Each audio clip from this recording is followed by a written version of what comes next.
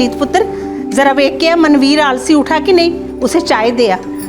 हुने देख के आई है, सो रहे हैं देवर जी।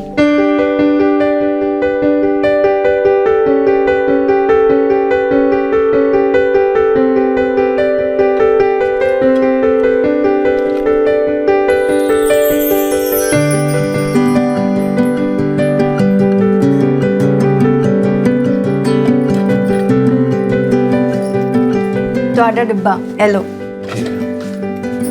सत श्री अकाल जी पापा जी। सत श्री अकाल पुत्र जी।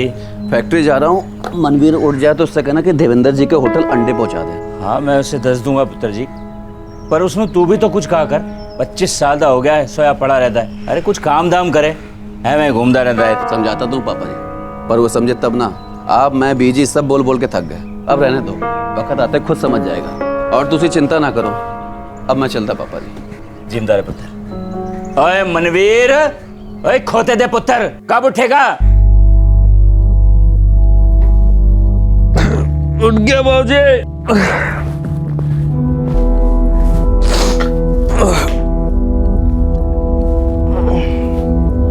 भाभी चाय देना। जी अभी लाई।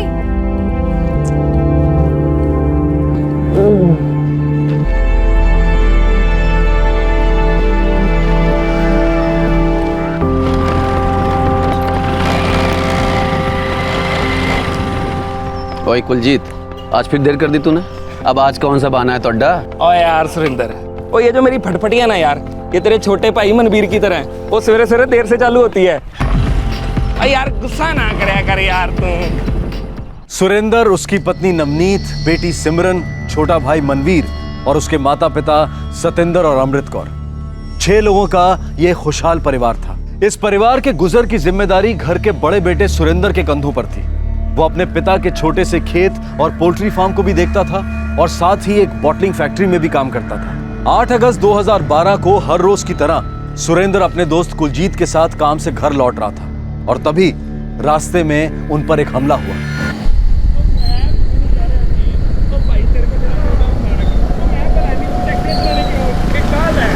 तू टैक्सी चलाने क्यों बोला?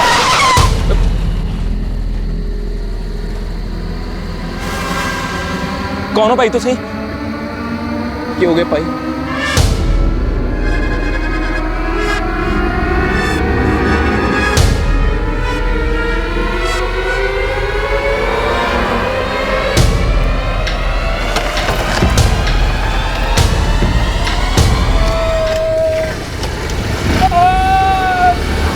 कुलजीत को भी कुछ चोटें आई थी, लेकिन फिर भी वो पास के गांव से मदद लाने में सफल रहा। कुलजीत ने तुरंत सुरेंद्र के घर वालों को इस बात की खबर दी और गांव वालों ने फौरन सुरेंद्र को एम्बुलेंस में अस्पताल पहुंचाया।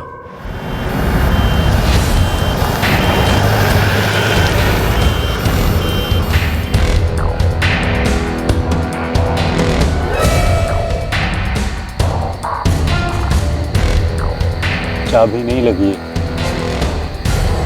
और परमजीत हाथ ना लगा, पुलिस आने वाली है। पुलिस नो आंदे। उस बेचारे को तो हमने हॉस्पिटल भेज दिया है, बाकी पुलिस अपना काम खुद करेगी।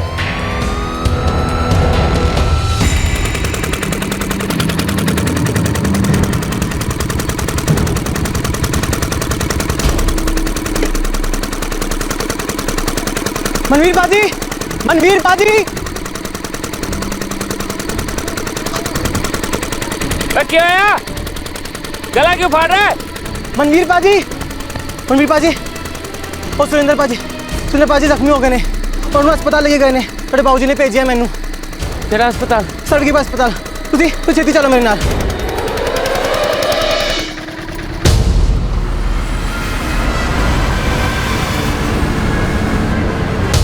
सर जी, सवेनपुर लिंक रोड के पास हुआ जी ये सब। 4 लोग थे जी, वो बहुत मार पिटाई की जी हमारे साथ। सुरेंद्र तो वहीं पे बेहोश हो गया जी और जी मैं जैसे तैसे करके इन जनाब तक पहुंचा जी। जी जनाब, हमने फौरन उस बंदे को एम्बुलेंस में अस्पताल पहुंचाया जी। कौन थे ये लोग? पता ही नहीं जनाब कौन थे जी, अचानक से सामने आ गए जी। मुंह पे कपड़ा बंधा हुआ था जी उनके। एक ने हमारे मुंह पे लाल मिर्ची फेंकी जी और बाकी ने मार कुटाई करनी शुरू कर दी जी। जनाब जाते जाते मेरा मोबाइल और बटुआ भी ले गए जी। तुम क्राइम स्पॉट पे जाओ, मैं हॉस्पिटल जाता हूँ। सर।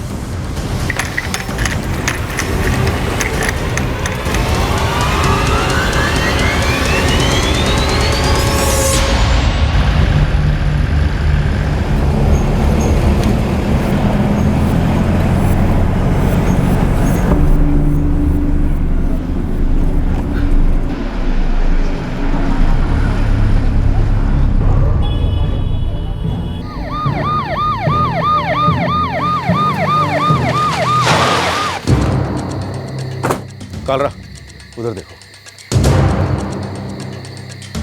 साहब, हम जब इत्थे आए बंदा इत्थे बेहोश पड़ा था।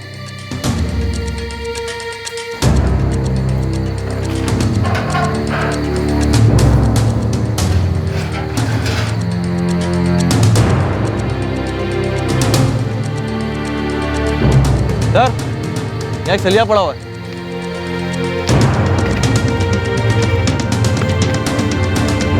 कालरा जी सर, ये बाइक वाले लीडरों के बारे में सभी पेट्रोलिंग टीम्स को अलर्ट कर दो। आसपास के सारे इलाके में नाकाबंदी करवा दो। सर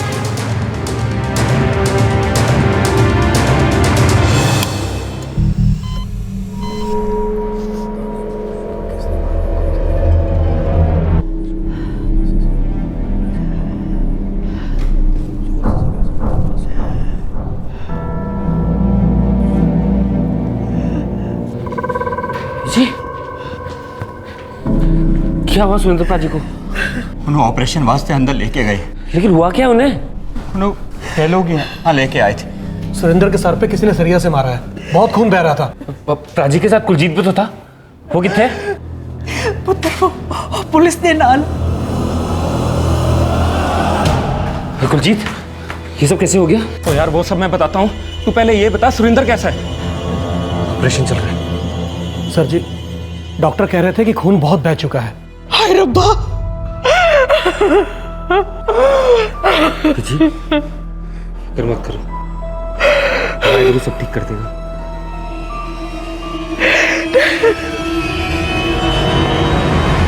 सर, यहाँ कुलजीत की बाइक और खून से सना हुआ एक सरिया मिला है। सुरेंद्र को इसी से पीटा गया होगा। और सर, सुरेंद्र और कुलजीत के मोबाइल और पर्स दोनों नहीं मिले। हमलावरों ने लूट लिया होगा। गांव वालों में से किसी को कुछ पता है? नहीं सर, किसी ने भी हमलावरों को या फिर हमला होते हुए नहीं देखा। वैसे मैंने पेट्रोलिंग टीम को अलर्ट कर दिया। गुड। इसका मतलब किसी ने हमलावरों को नहीं देखा सिवाय कुलजीत के। सर जी, सुरेंद्र और मैं एक बोतल फैक्ट्री में काम करते हैं जी। कहाँ?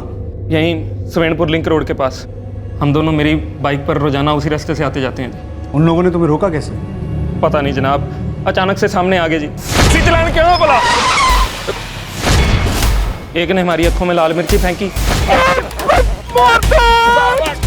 और सारे ने मिलकर हमें मारना शुरू कर दिया जी। सुरेंद्र उन लोगों के साथ हाथापाई कर रहा था जो उसको इतना मारा? पता नहीं सर जी, मेरी तो आंखें बहुत ज़्यादा जल रही थी जी, दिखाई कुछ नहीं दे रहा था जी।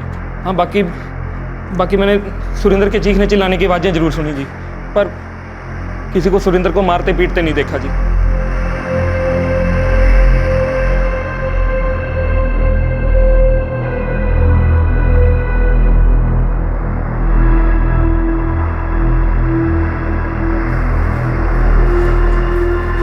डॉक्टर साहब, कैसा है मेरा पुत्र? हालत बहुत ही नाजुक है। क्या हम प्राजी से जाके मिल सकते एक बार? नहीं, वो कोमा में है। कल उन्हें आईसीयू में शिफ्ट किया जाएगा, तब आप उन्हें देख सकते हैं। डॉक्टर, चोटें कहाँ आई? सिर पे ही मारा गया है, हेमरेज हुआ है और सिर पे बहुत गहरा फ्रैक्चर है। मेरा पुत्र। Excuse me. लगता है सुरेंद्र को मारने की कोशिश हुई है। ये क्या कह रहे हो तुसी? हाँ, वरना मोबाइल और बटुआ लूटने के इरादे से कोई लोहे के सरिये से इतना क्यों मारेगा? और जैसा तुमने बताया, उससे तो यही लगता है ये अटैक प्लान था।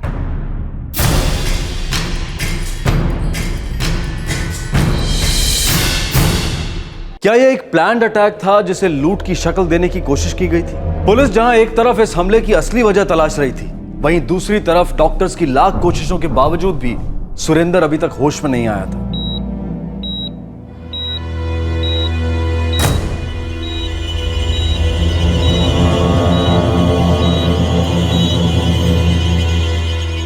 राजीलाल जिन्ने भी ये कितना ना बाबू जी, मैं उन्होंने नहीं छड़ना। मैंने तो समझ ही नहीं आ रहा कौन दुश्मन हो सकता है। सुरेंद्र था। रब दी सौं सर जी, उनके चेहरे नकाब से ढके हुए थे जी, मैं किसी का चेहरा देख ही नहीं सका। और बाबा जी, कहीं ये कुलजीत ने तो नहीं करा है?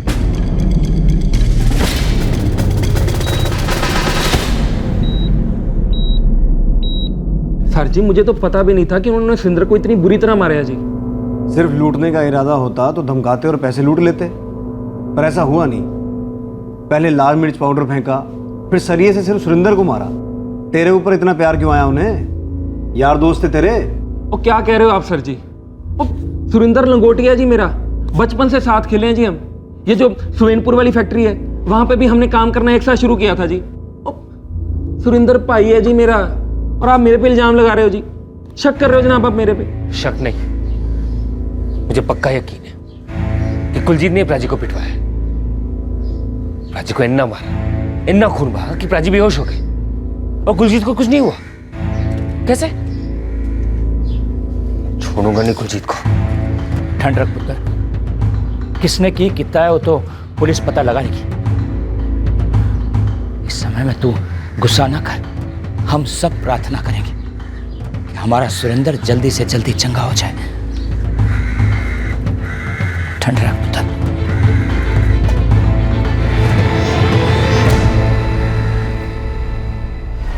कुलजीते, संभल के जाना, जमाना बहुत खराब है, कहीं कोई भी हमला कर सकता है। ध्यान रखिए अपना।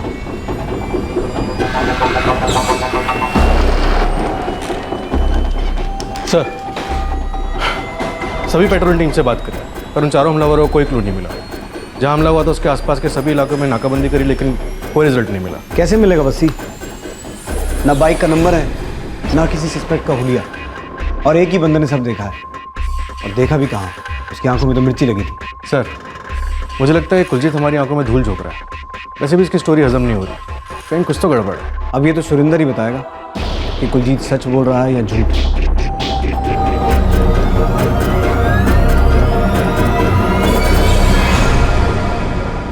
सर, ये मिर्ची पाउडर डालकर लूटना मैंने इलाके के सभी छोटे मोटे गिरोह में चेक करवाया।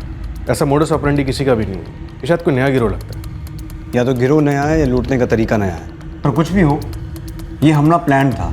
इसका मतलब प्लानिंग हुई है, बातें हुई होंगी, डिस्कशन हुआ होगा। राइट सर, मैं कुलजीत और सुरेंद्र के फ़ोन रिकॉर्ड्स मंगवाता हूँ। और हॉस्पिटल फ़ोन करके पूछो सुरेंद्र कोमा से बाहर आया है नहीं। सर।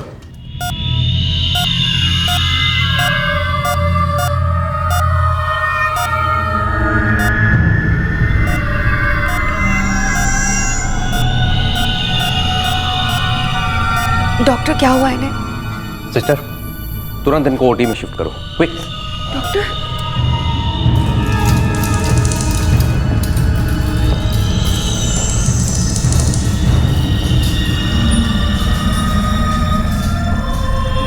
हेलो बीजी। बीजी उसकी हालत होर भी खराब हो जा रही है। हाय रब्बा, ਅਸੀਂ ਹੁਣੇ ਹਸਪਤਾਲ ਆ ਰਹੇ ਹਾਂ। ਹਾਂ, ਫਿਕਰ ਨਾ ਕਰ।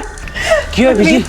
ਸਾਨੂੰ ਹੁਣੇ ਹਸਪਤਾਲ ਜਾਣਾ ਪਏਗਾ। ਕੀ ਹੋਇਆ ਅਮਰਿਤ? ਨਵਨੀਤ ਦਾ ਫੋਨ ਸੀ, ਸੁਰਿੰਦਰ ਦੀ ਹਾਲਤ ਵਿਗੜ ਰਹੀ ਹੈ, ਸਾਨੂੰ ਹੁਣੇ ਜਾਣਾ ਪਏਗਾ। ਚੱਲੋ ਹਸਪਤਾਲ, ਚੱਲੋ ਚੱਲੋ। सर, सुरेंद्र और कुलजीत के फ़ोन रिकॉर्ड से कुछ नहीं मिला। हमले की रात से दोनों के फ़ोन स्विच ऑफ हैं। मतलब हमलावरों ने लूट के बाद दोनों मोबाइल फ़ोन स्विच ऑफ कर दिए। अब तो सिर्फ सुरेंद्र की गवाही इस केस को आगे लेके जा सकती है।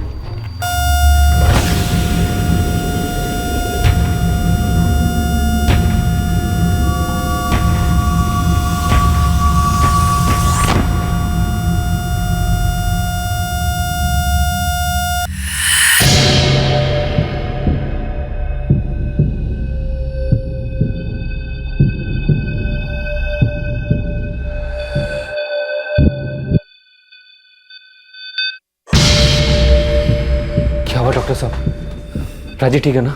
सॉरी, हम उन्हें बचा नहीं सके।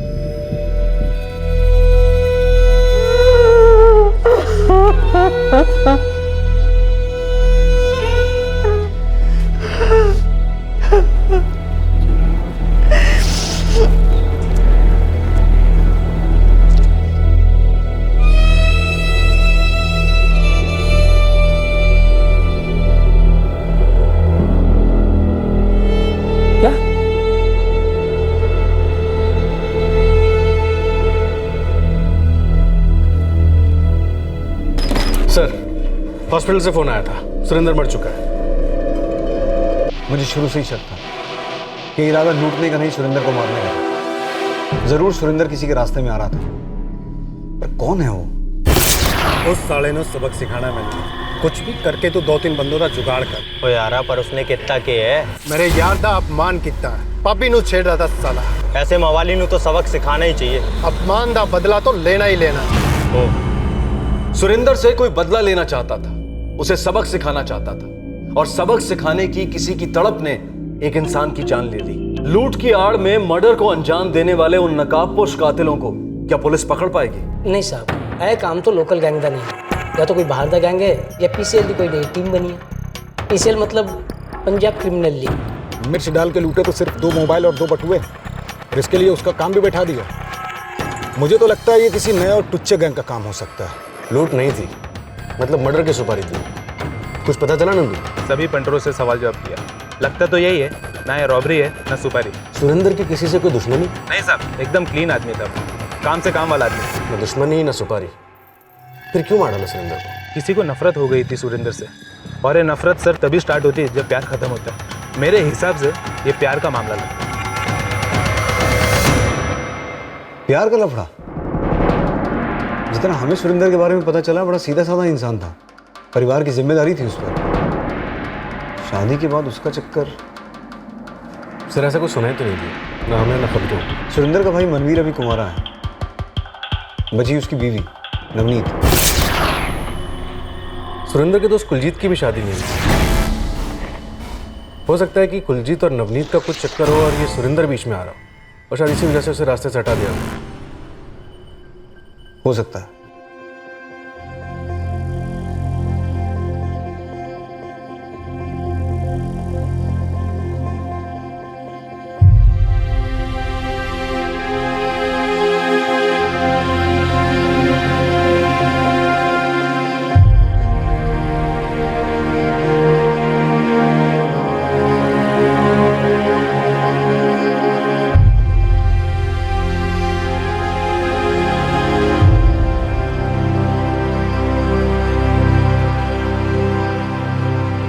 सर भाभी है वो भी, अब उन पे ऐसे इल्जाम कैसे लगा सकते? नवनीत बहू थी मेरी, अब बेटी है, उस पे ऐसे कीचड़ तो ना उछालो। देखिए, हम किसी पे कीचड़ नहीं उछाल रहे हैं। तो फिर ऐसे बेहुदा सवाल क्यों पूछ रहे हो? सवाल तो पूछे जाएंगे मनवीर, हर तरह के, अच्छे लगे या ना लगे। सुरेंद्र जी, हमें शक है कि आपके बेटे का खून हुआ है। लूट का तो सिर्फ दिखावा था, और कुलजीत पे शक करने की एक ही वजह है, उसका हमले में से साफ बच निकलना। मैं भी पापा जुनों क्या सी कि मुझे कुलजीत पे शक है। क्या कुलजीत और नवनीत के बीच कुछ? अरे नहीं सर, भाभी जी बहुत नेक और अच्छी है, वो घर की काम करती है और साथ साथ प्राजी का पोल्ट्री और खेत में हाथ बताती थी। इतने कम उम्र में ये सब देखना पड़ा उनको।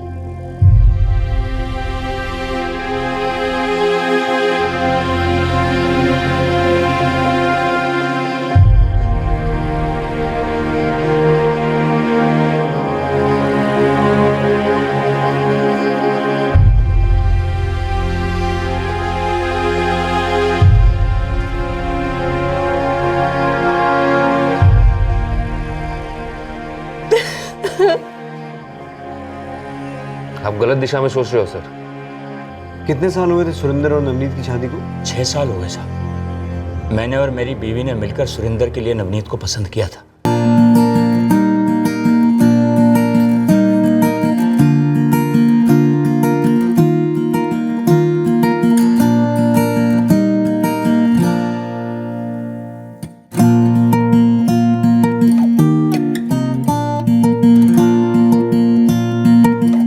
नवनीत हमारे घर विच दूध में शक्कर की तरह घुल मिल गई थी साहब। ब्याह के 1 साल बाद सिमरन आई तो घर की खुशियों को 4 चांद लग गए। नवनीत ने हमेशा घर के लोगों का साथ दिया है, आज भी दे रही।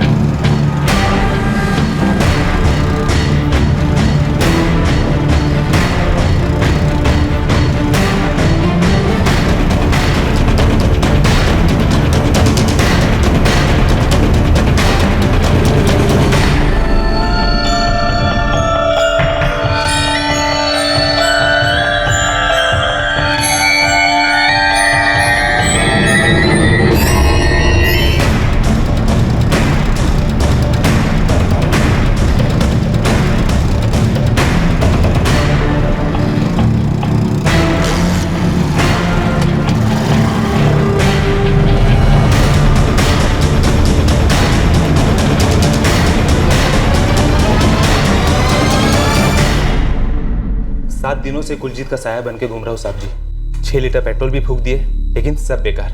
फैक्ट्री में लगभग सभी लोगों से पूछा, सबने बस यही जवाब दिया कि कुलजीत और सुरेंद्र की अच्छी दोस्ती थी और कुलजीत और नवनीत के बीच भी कोई सेटिंग नहीं लग रही। ये सेटिंग वाले रिश्ते छुप कर किए जाते हैं, लोगों के सामने ढिंडोरा पीट के नहीं। ठीक बोले साहब जी, लेकिन ऐसे रिश्तों को आप कितना भी छुपाइए, बू तो आ ही जाती है। घर के अंदर का क्या हाल है? दोनों भाइयों के बीच प्रॉपर्टी को लेकर कोई झगड़ा? प्रॉपर्टी होगी तो झगड़ा होगा ना। इनके पास कुछ ज्यादा है नहीं, कुछ खेती की जमीन है और थोड़ी सी मुर्गियां पाली है। बाकी जो कुछ भी है वो सुरेंद्र ने ही खड़ा किया है। मनवीर भी कुछ काम वाम करता नहीं था, पर भाई से कोई झगड़ा भी नहीं करता था। ठीक है, सलाम सर। ये कुलजीत और सुरेंद्र के जो मोबाइल फोन चोरी हुए थे उनका क्या हुआ? सर दोनों फोन अभी भी स्विच ऑफ है। दोनों मोबाइल्स के IMEI नंबर टेक्निकल डिपार्टमेंट को दे दो। दोनों मोबाइल्स को ट्रैकिंग पे डालने को कहो। सर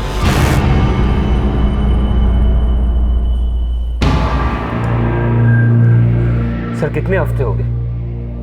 कब पता चलेगा कि मेरा भाई को किसने मारा है? जब तो वो लोग पकड़े नहीं जाएंगे मुझे चैन नहीं मिलेगा। मनवीर, हम हर मुमकिन कोशिश कर रहे हैं, हमें भी चैन नहीं मिलता जब तक कोई केस सॉल्व नहीं होता। सर लेकिन आप तो कह रहे थे ना कि आपको कुलजीत पे शक है। हाँ, लेकिन कुलजीत के खिलाफ कोई सबूत नहीं है। अभी तो मैं तुम लोगों से यही कह सकता हूँ कि सब्र रखो, हमें अपना काम करने दो। अपनी जिम्मेदारी का एहसास है हमें। एहसास तो मुझे नहीं था। राजी हमेशा काम करते रहते थे, मैं सोता रहता था। वो मुझसे कहा करते थे कि एक दिन मुझे अपनी जिम्मेदारी का एहसास जरूर होगा। क्या पता था कि उनके जाने के बाद होगा। मनवीर, मैं समझ सकता हूँ तुम्हारे परिवार का दुख। जो तुम लोगों के साथ हुआ वो भुलाया नहीं जा सकता। तुम अपने परिवार को संभालो, बाकी सब हम पे छोड़ दो। इन्वेस्टिगेशन रुकी जरूर है, लेकिन जब तक केस सॉल्व नहीं होता इन्वेस्टिगेशन खत्म नहीं होती।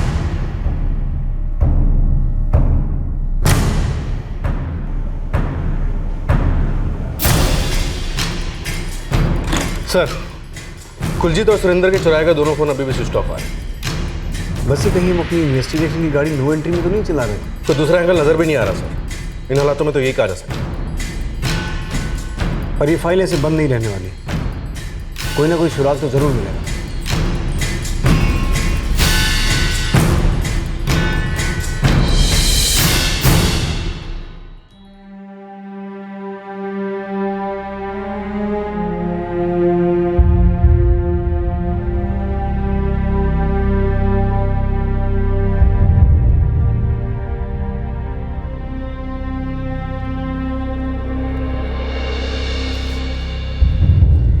पुत्र एल है तेरा रोटी का डब्बा। ठीक है बीजी। पापा जी मैं चल रहा। आज मैंने आने में देर हो जाएगी। अंडों की डिलीवरी देनी है, उसके बाद खेती बीज भी खरीदने जाना है। ठीक है पापा जी। चिंता रहे पुत्र।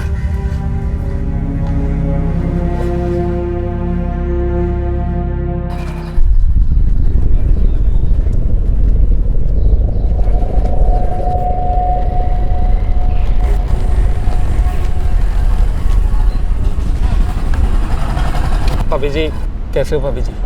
मैं ठीक हूँ। ऐसा पुत्र ले पुत्र चॉकलेट। आप बोलोगे तो ले लेगी जी।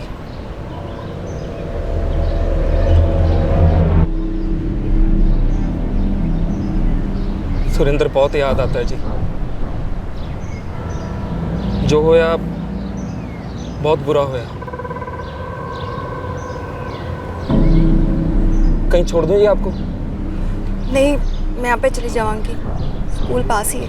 किसी भी चीज़ की ज़रूरत हो जी तो बेझिझक मुझे याद कर लेना।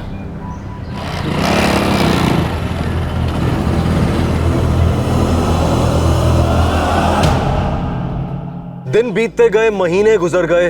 मनवीर ने अपने बड़े भाई की जिम्मेदारियों को अपने सर ले लिया और नवनीत ने अपने आप को बेटी की परवरिश और सास ससुर की देखभाल में पिरो दिया। सुरेंद्र की मौत को 2 साल गुजर गए। कुलजीत और सुरेंद्र से छीने गए मोबाइल फोन्स के IMEI नंबर्स ट्रैकिंग पर डाल दिए गए थे, लेकिन पिछले 2 साल से ये दोनों फोन्स बिल्कुल खामोश थे। क्या ये केस भी ऐसे ही खामोशी में दफन होने वाला था?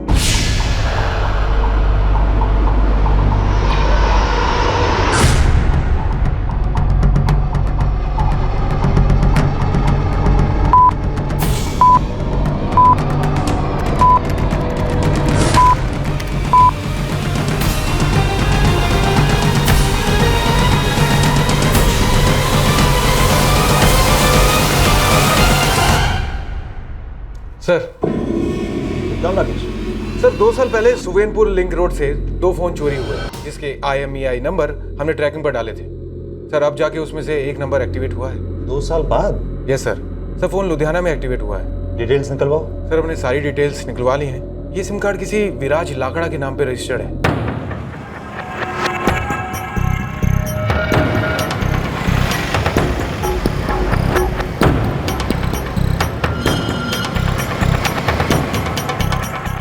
एक काम करो, सारे डिटेल्स सुवेनपुर पुलिस स्टेशन मेल कर दो।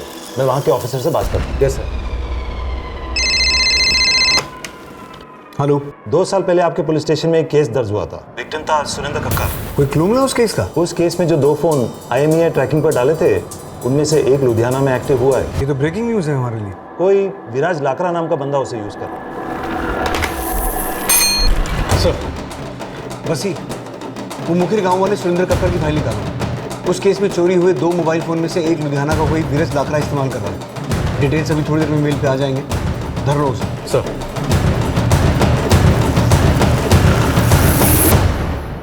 क्राइम नेवर पेस, ये सिर्फ एक कहावत नहीं बल्कि एक बहुत बड़ा सच है जो हम कई बार दोहरा चुके हैं और एक बार फिर ये सच साबित होने जा रहा था।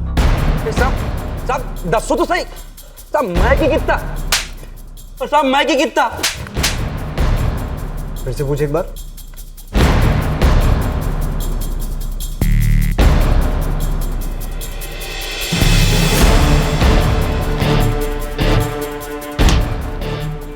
दो साल इंतजार किया है, अभी 2 सेकंड्स नहीं करेंगे। बोल क्यों मारा सुरेंद्र को? तो साहब जी कौन सुरेंद्र? कौन सुरेंद्र? बैठ बैठ।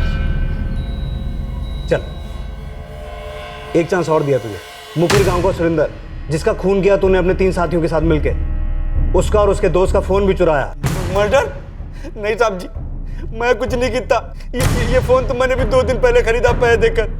पूरे 1500 रुपए दिए जगजीत उपल को। जगजीत उपल कौन है? साहब जी वो मैकेनिक है।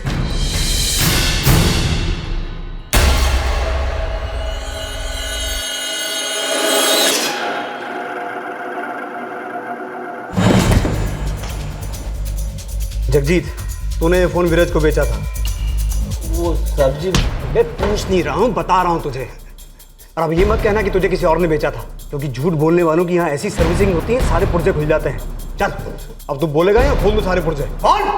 साहब जी 2 साल पहले की बात है। 2 लोग थे, उनका नाम नहीं पता है साहब जी, लेकिन हमने उनका रास्ता रोका और थोड़ा पीटा, मोबाइल फ़ोन और बटुए छीन लिए। उसके बाद साहब जी उन्हीं में से ही एक फ़ोन है। जिस आदमी को मार डाला उसका नाम ही नहीं पता? मार डाला? नहीं साहब जी, हम उन्हें मारना नहीं चाहते थे। इतना ज्यादा भी नहीं मारा था कि कोई मर जाए। वो तो जब मैं तुझे मारूंगा ना तब पता चलेगा ज्यादा किसे कहते हैं।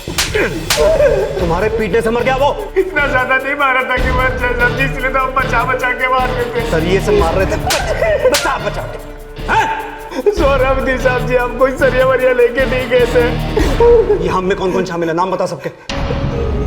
2 लोग थे, दोनों मेरे दोस्त। एक का नाम है रंजीत सोलंकी और दूसरे का नाम है ज़ुएब शेख।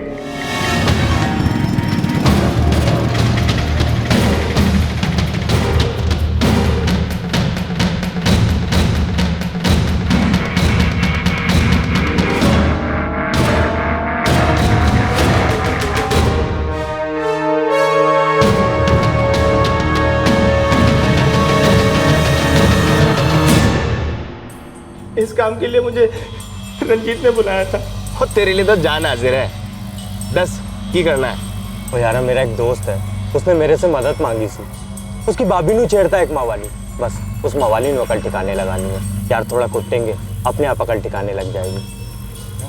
तो यार गल समझ यार, एक औरत नू इज्जत दा सवाल है। चल ठीक है, एक बंदा और है, उन्होंने भी साथ ले लेंगे। ओ हाँ ठीक है। साहब जी मैंने ज़ुएब को अपने साथ ले लिया। फिर हम उस रात सुवेनपुर नाके पर मिले। रंजीत अपने एक दोस्त के साथ वहां मिला। फिर हम चारों आगे गए। चौथा बंदा कौन था? पता नहीं साहब जी, उसने अपना चेहरा कपड़े से ढक रखा था।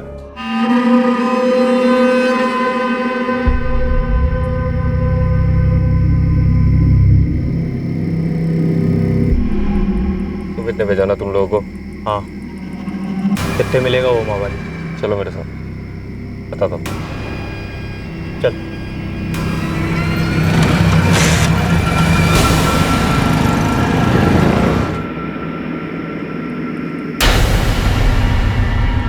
ओए, कब आएगा वो? पता ही होगा, इसके साथ उसका एक दोस्त भी आएगा, वैसे भी मत चलता। दोनों आवारागर्दी इकट्ठे करते हैं। पर हाँ, सबको अपना मुंह ढक लो।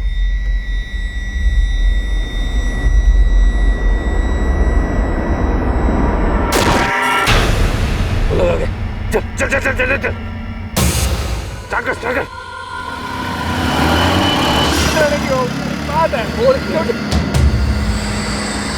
तू टैक्सी चलाने क्यों बोला?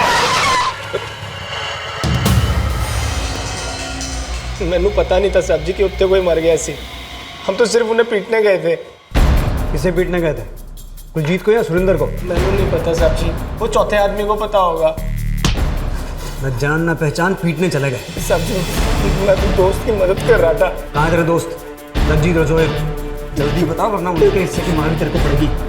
बताता हूँ साहब जी, बताता हूँ।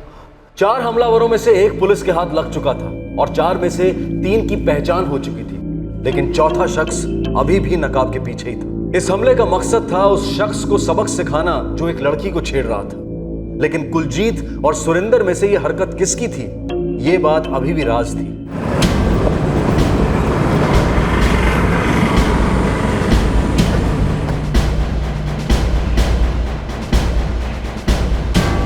ज़ुबैर शेख कहाँ है?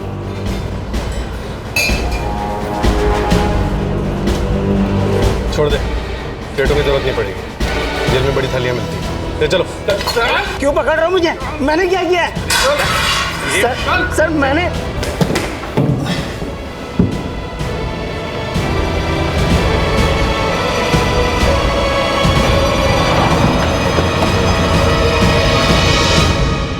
कुछ चाहिए था साहब? हाँ तू चल। अरे चल इधर। सर मैंने किया क्या? अरे मुझे क्यों लेके, मैंने किया क्या है सर? मुझे क्यों लेके जा रहे हो? लगता है सारे दोस्तों की याददाश्त बहुत खराब है।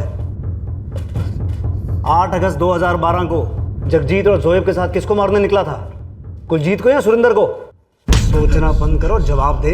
अगर हमने अपने हिसाब से जवाब दिलवाया ना तो देख 206 हड्डियां जवाब देंगी। जिस तरह पीट पीट के सुरेंद्र को मारा ना तुमने, वही हासिल करेंगे तुम्हारा भी। साहब हमने किसी को नहीं मारा साहब जी। बड़ा याराना है तुम्हारा। तेरे बाकी दोस्त भी यही कह रहे हैं, फिर तो तू भी यही मानेगा कि तुम तीनों के साथ एक चौथा बंदा और था? जी साहब जी। नाम तेरा क्यों बताएगा? साहब जी मैंने कुछ नहीं पता साहब जी। वो आदमी तो हम लोग उस बंदे तक पहुंचाने के लिए आया था जिसे हमें सबक सिखाना था साहब जी। मुझे कुछ नहीं पता। चल कोई नहीं, सरिया मंगवाया अभी, तब तक इससे नेट प्रैक्टिस करते हैं। माफ कर दो साहब, माफ कर दो साहब।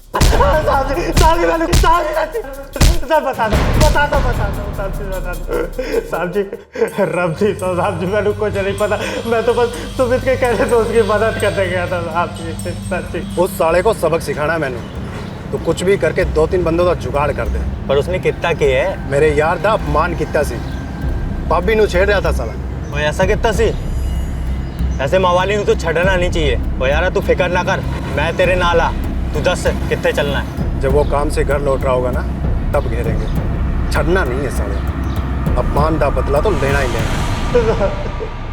कौन है सुमित? दोस्त है मेरा साहब। पता उसका? गाँव रीडर वाला, जिला शहरोटा, ओदे प्यो दी दूध दी डेयरी है, उत्ते ही बैठता है साहब जी पास।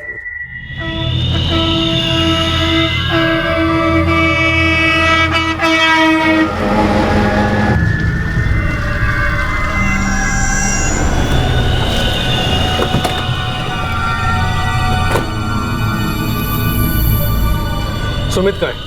वो तो अपने यारा नाल अमृतसर गया मत्था टेकन। उसका फोन नंबर दो। तो उसने कुछ गलत किया है क्या? फोन नंबर यहीं दोगे या थाने चलकर दोगे?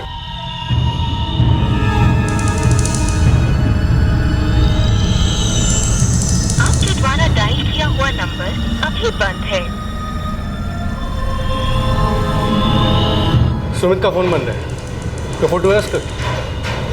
उसका कोई बड़ा भाई है क्या? नहीं जी, सुमित तो मेरा इकलौता मुंडा है। अगर उसने कुछ गलत किया है तो मैं उसकी तरफ से माफ़ी मांगता हूँ। ना आपके माफ़ी मांगने से और ना ही उसके मत्था टेकने से कुछ होने वाला है। आपके बेटे ने खून किया है और उसको सज़ा होके रहेगी।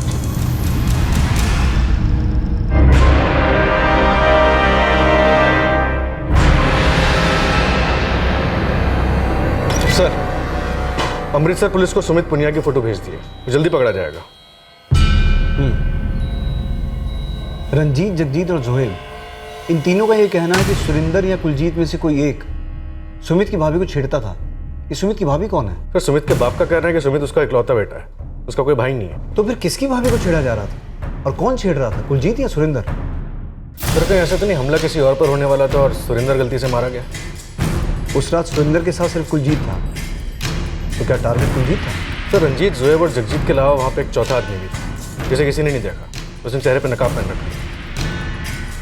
बहुत जल्दी ये नकाब उड़ जाएगा और पता चल जाएगा कि कौन है इस रॉबरी का, मर्डर का मास्टरमाइंड।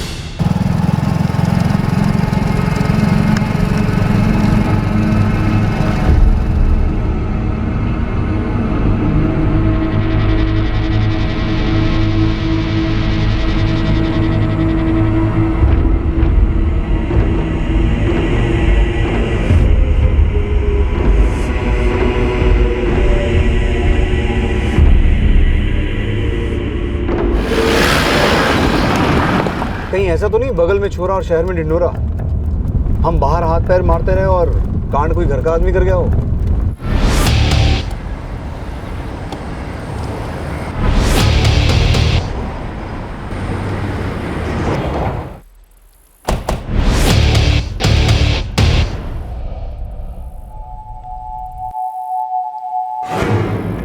क्या सर, अब घुमा फिरा के फिर वही सवाल पूछ रहे हो, वो भी 2 साल बाद?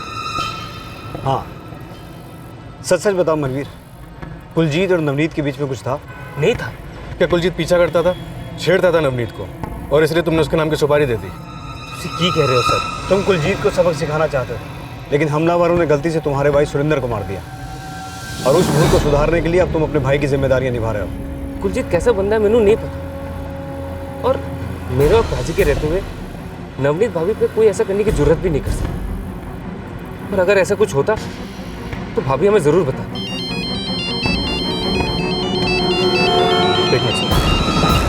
हेलो, अमृतसर पुलिस ने सुमित पुनिया को पकड़ लिया, उसे यहाँ भेज रहे हैं।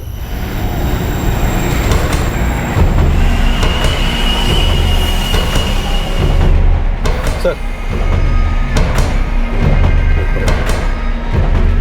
ठीक है मनवीर, लेकिन मेरी बात याद है ना, केस जब तक सॉल्व नहीं हो जाता इन्वेस्टिगेशन खत्म नहीं होता। इस केस को सॉल्व होने में 2 साल लग गए, पर अब और देर नहीं लगेगी।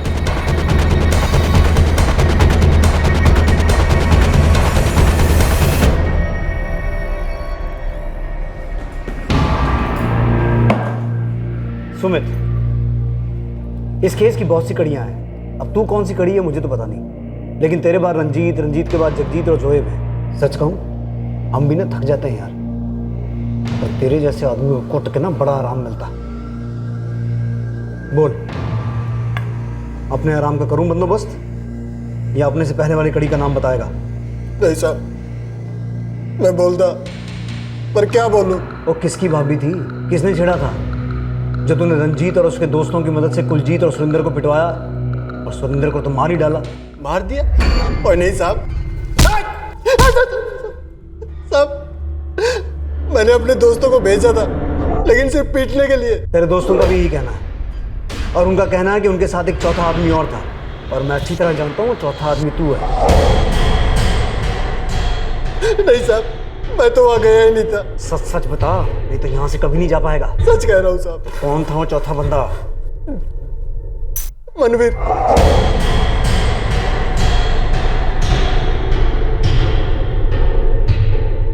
पुलिस को मनवीर पर शक हुआ था कि शायद उसने ये हमला करवाया था, लेकिन मनवीर ने इस बात से साफ इनकार कर दिया। लेकिन सुमित के बयान के बाद इस केस की गुत्थियां सुलझ रही थी और चौथा नकाबपोश शायद मनवीर ही था। क्या सुरेंद्र का खून गलती से हुआ था या फिर यह सारा जाल सुरेंद्र को मारने के लिए ही बना गया था? पर इस सब के पीछे का मकसद क्या था?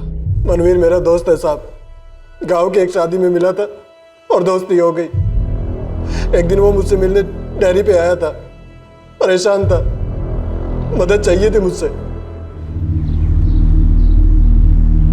अरे इतनी सी बात के लिए क्यों मरे हुए बैल सी शक्ल बना रखी है? तेरी भाभी मेरी भाभी, बता कौन छेड़ रहा है भाभी को? तू मदद करेगा ना मेरा भाई? खाली उस बंदे का ना दस। मनवीर की भाभी को कोई परेशान कर रहा था साहब, मुझे लगा दोस्त है, मदद करनी चाहिए। मैंने रंजीत से बात की, वो तैयार हो गया। उसने जगजीत और जोएब को साथ कर लिया। हमले से एक दिन पहले वो मुझसे फिर मिलने आया था। तीनों पट्टे तैयार हैं। बढ़िया। उनसे कहना कल शाम को 7 साढ़े 7 बजे मुझे सुवेमपुर के नाके पे मिले। वहाँ से मैं लेके जाऊँगा। 8 साढ़े 8 बजे वो लफंगे सुवेमपुर के लिंक रोड क्रॉस करते हैं। तो चिंता ना कर, मानो मैं ले आऊँगा। तू मत, 3 बंदे हैं ना, उसके बाद मैं भी तो हूँ। पर क्यों? यार है तू मेरा, इसलिए तुझे इस जमले से दूर रखो। और तूने मेरी इतनी मदद की है यार, अब उन लोगों को मेरे बारे में सब बता दिया ना। कोई भी तेरे से कोई सवाल नहीं पूछेगा। मैंने भी तेरे बारे में कुछ नहीं बताया, तेरा नाम तक नहीं। बड़ी यारी नहीं भाई है मेरा काम यहीं तक था जी। उसके बाद वो तीनों मनवीर से मिले और उसने जिसको कहा उसे कुट देता।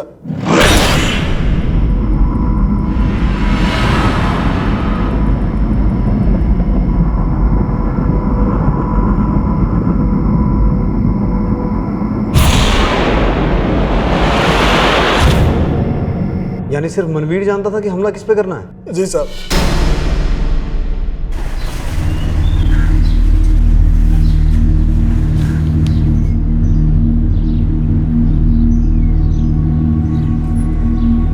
कितने जा रहा है पता? बहुत जी अमृतसर जा रहा हूँ, कुछ जरूरी काम आ गया, चलता हूँ।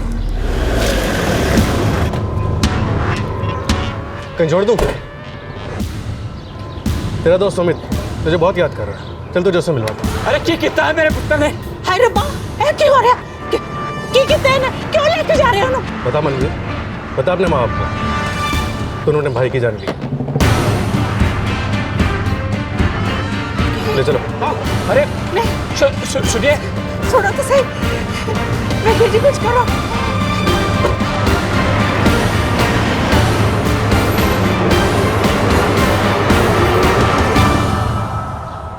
दो साल बाद फाइनली ये केस सॉल्व होने को था।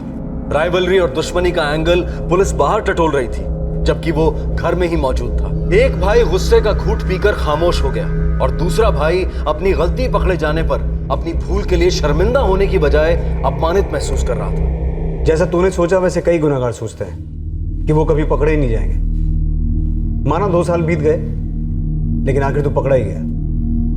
चल बोल, क्यों मारा सुरेंद्र को? बहुत सुनाया था उसने, मानवा था। बेइज्जती हुई थी मेरी किसी के आगे। किसके आगे?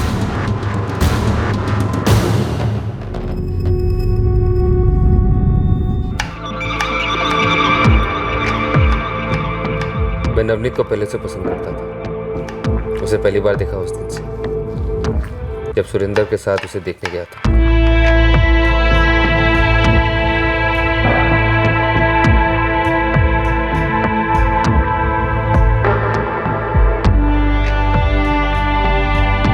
मुझे वो पसंद आई थी, पर मैं कुछ कह नहीं पाया। सुरेंद्र मुझसे बड़ा था, कमाता था, शादी भी पहले बड़े की होती है, लेकिन मैं नवनीत को भुला नहीं पाया। एक दिन मैंने हिम्मत जुटाई और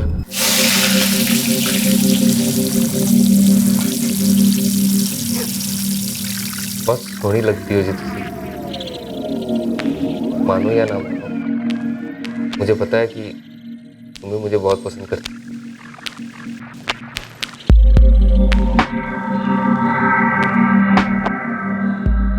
करती हो ना? आया ना?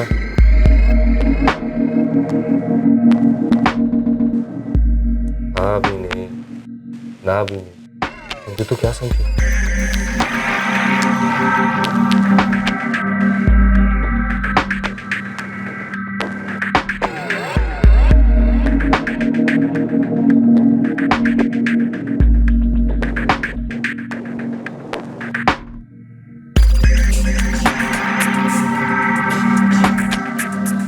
उसकी हाथ थी सर, आग दोनों तरफ लगी हुई थी।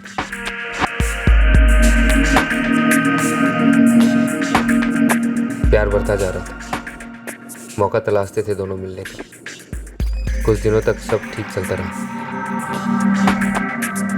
हमारा रिश्ता गहरा होता चला गया। हम एक दूसरे के हो चुके थे।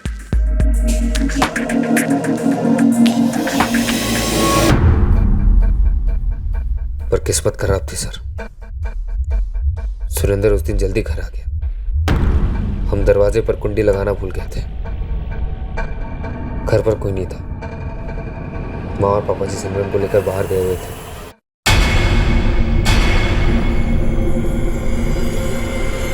सुरेंद्र हम दोनों पर बहुत गुस्सा हुआ। नवनीत और मुझे बहुत भला बुरा सुनाया, बहुत कड़वी बातें कही। हमारे पास चुप रहने के अलावा और कोई चारा ही नहीं था। उस दिन से नवनीत ने मुझे छोड़ दिया। शायद डर गई थी। वो मुझसे कोई रिश्ता नहीं रखना चाहती थी, मुझसे दूर रहती थी, मेरे पास से गुजरने से भी टालती थी। एक दिन से मुझे सुरेंद्र पे गुस्सा आने लगा। वो मेरी नवनीत के सामने मुझे जलील किया। कैसी उम्मीद थी? तुझसे उम्मीद थी ऐसा करेगी? पागल, शर्म आनी चाहिए, शर्म। कितना गिरा हुआ है। अरे पाई के नाम पर गाली है तो गाली, तो जरा भी शर्म नहीं है। पापा जी को ना तो खाल उधेड़ देंगे। चुप, एकदम चुप। निकम्मे 2 वक्त का निवाला मिलता है मेरी वजह से, वरना भूखे मर जाए। कितनी गंदी सोच है, कितनी घटिया सोच है। एक बार भी सोचा कि पापी है तेरी। तो कैसी औरत है? अरे ऐसी औरत को पत्नी नहीं कहते, पता है ना क्या कहते हैं? बताओ तेरे माँ बाप को इस घटिया हरकत के बारे में।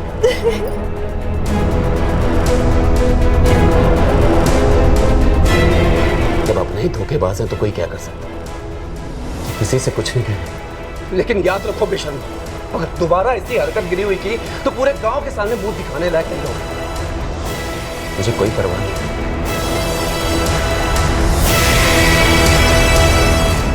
हर दिन अपमान जैसे लगता था। मेरी नवनीत मुझसे छीन गई थी। सुरेंद्र मुझे कुछ कहता नहीं था, लेकिन उसका हर वक्त मेरी तरफ देखना मुझे गिरा हुआ महसूस करवाते रहता था। उसका घर पे होना चुभने लगा था मुझे।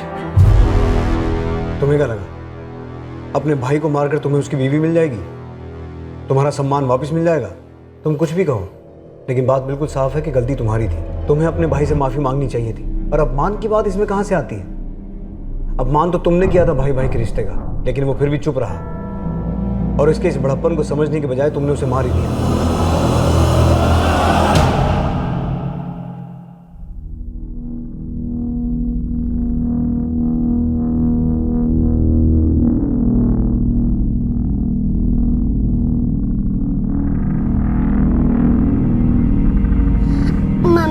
चाचा ने पापा को क्यों मारा?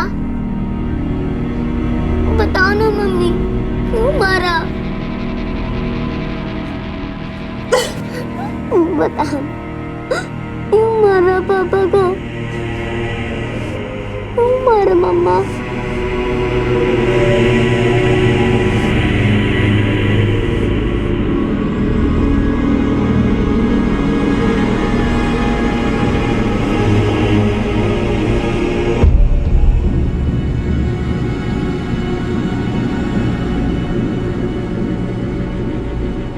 मनवीर, सुमित, जगजीत, रंजीत और जुबैन को आईपीसी की धारा 302 के तहत हत्या के लिए, धारा 390 के तहत रॉबरी के लिए और धारा 34 के तहत एक ही मंशा से कई लोगों द्वारा आपराधिक कार्य करने के लिए बुक किया गया है। कुलजीत से छीना गया मोबाइल फोन पुलिस को जगजीत के घर से बरामद हुआ।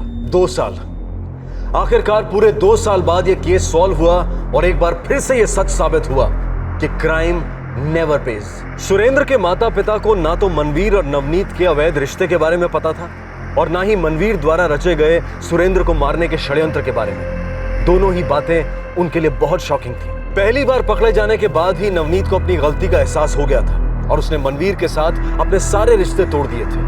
नवनीत को अपनी भूल के लिए पछतावा भी था। सुरेंद्र के माता पिता ने भी नवनीत को दोष ना देते हुए पुरानी बातों पर मिट्टी डाल देना ही बेहतर समझा। नवनीत पुरानी गलतियों को अतीत की गहराइयों में दफना चुकी थी।